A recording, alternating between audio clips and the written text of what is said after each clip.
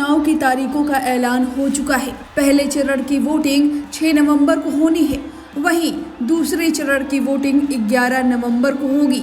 चुनाव के नतीजे 14 नवंबर को जारी किए जाएंगे।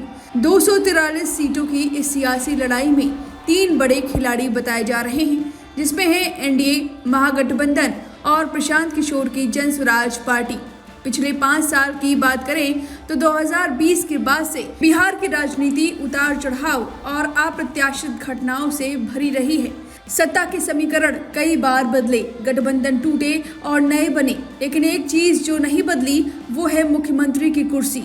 नीतीश कुमार हर बार सीएम की कुर्सी पर अपनी पकड़ बनाने में कामयाब रहे।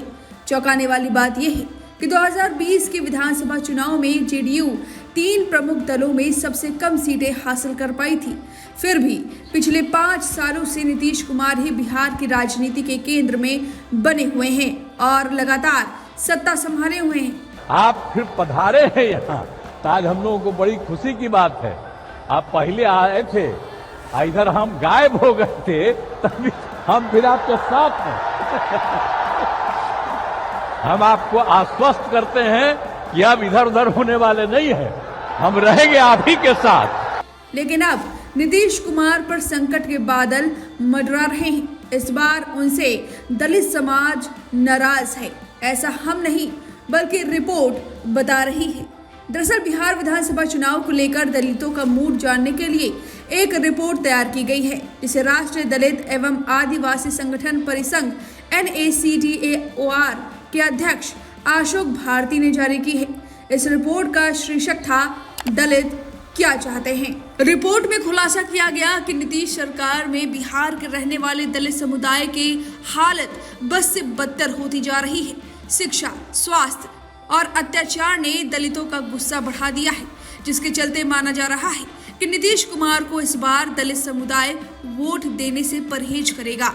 रिपोर्ट पेश करते हुए अशोक भारती ने हर उस पहलुओं की बात की है जिसे पता चलता है कि दलित आखिर नीतीश कुमार से नाराज क्यों हैं। अशोक भारती ने रिपोर्ट जारी करते हुए कहा, राज्य में दलित आज भी समाज के हाशिए पर हैं और वे परिवर्तन के प्रति बेचैन हैं। बिहार के दलित वर्ग में नीतीश कुमार को लेकर असंतोष बढ़ा है और आगामी चुनाव में वे उनसे दूरी बना सकते हैं। रिपोर्ट में दलितों की साक्षरता दर बताई गई है, जो ये बताई गई है कि कैसे नीतीश कुमार में ये घटती जा रही है। रिपोर्ट के मुताबिक दलितों की साक्षरता दर पूरे राज्य में 55.9% है, जो राष्ट्रीय औसत 66% से भी कम है।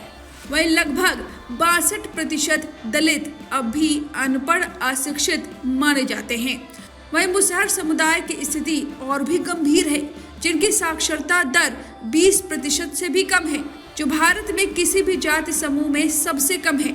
शिक्षा मंत्रालय द्वारा जारी किए जाने वाले वार्षिक सर्वेक्षण अखिल भारतीय उच्च शिक्षा सर्वेक्षण का हवाला देते हुए रिपोर्ट में कहा गया कि 19.65% आबादी और 17% संवैधानिक आरक्षण के बावजूद केवल 5.6% शिक्षक और छात्र दलित हैं। रिपोर्ट में कहा गया कि लगभग 63% दलित गैर मजदूर हैं, जिसमें अधिकतर महिलाएं और युवा शामिल हैं। जो लोग काम करते हैं उनमें 46% लोग ऐसे हैं जिन्हें साल में 6 महीने में भी कम काम मिलता है। केवल 21% लोगों के पास ही पूरे साल का रोजगार है, जो अक्सर भूमिहीन मजदूरों या दिहाड़ी मजदूरों के रूप में होता है।